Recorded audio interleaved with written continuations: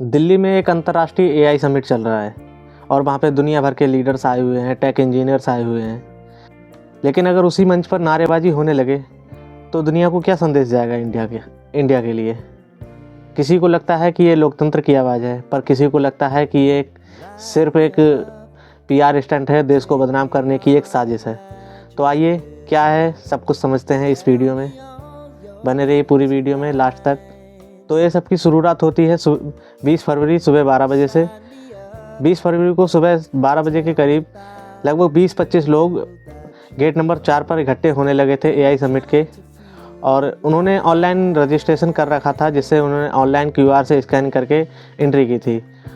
पहले उनका प्लान था कि हम छाता अंदर लेके जाएंगे, छाता के ऊपर स्लोगन लिखे होंगे और उनसे प्रोटेस्ट करेंगे, लेकिन सिक्योरिटी रीजन की वजह से उन्होंने छाता को स्किप कर दिया और बाद में सोचा कि स्लोगन लिखी हुई टी शर्ट पहनकर जाएंगे और उन पे ऊपर से जैकेट पहन ली।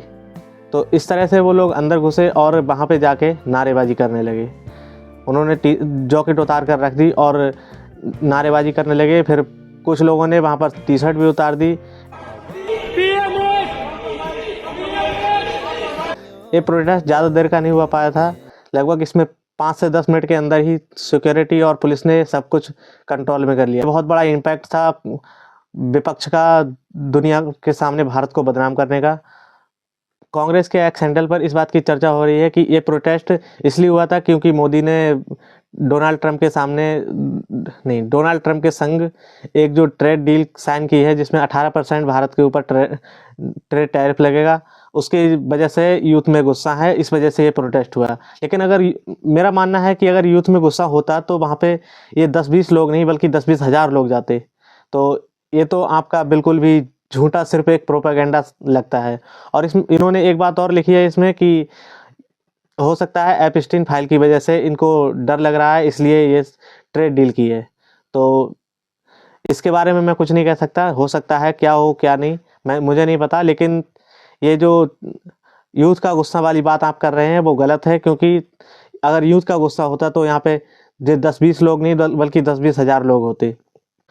और ये भी कांग्रेस ने अपने एक्स हैंडल पे लिखा है कि अमेरिका के सुप्रीम कोर्ट ने डोनाल्ड ट्रंप के ऊपर इस बात के एलिगेशन लगाए हैं कि ये टैरिफ गलत लगाए गए हैं, जिस वजह से ये सब हो रहा है। और उन्होंने ये सब 20 तारीख को ये फैसला आया है कि दुनिया भर के सभी देशों पर अमेरिका की तरफ से सिर्फ 10% टैरिफ लगेगा।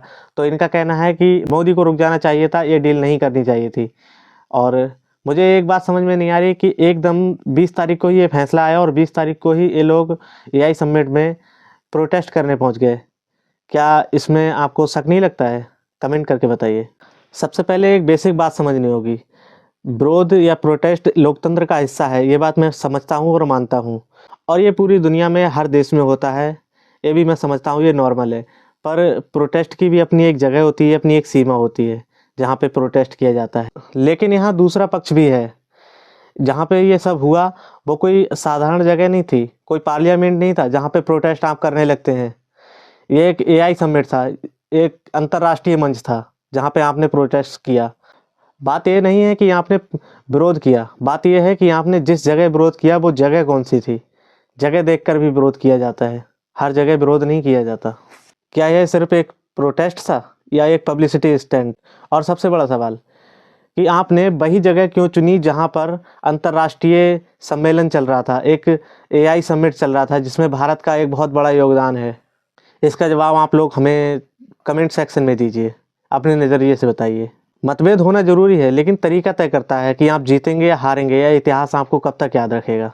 क्या ऐसे मंच पर विरोध सही है या इससे हमारे देश की ही छवि को नुकसान होता है? कमेंट सेक्शन में बताइए। अगर आपको ऐसे मुद्दों की गहराई चाहिए तो आप मुझे फॉलो कर सकते हैं, सब्सक्राइब कर सकते हैं। मेरा नाम है, मैं हूँ आनंद प्रकाश। मिलते हैं अगली वीडियो में, तब तक के लिए जय श्री राम, जय हिंद, जय भारत।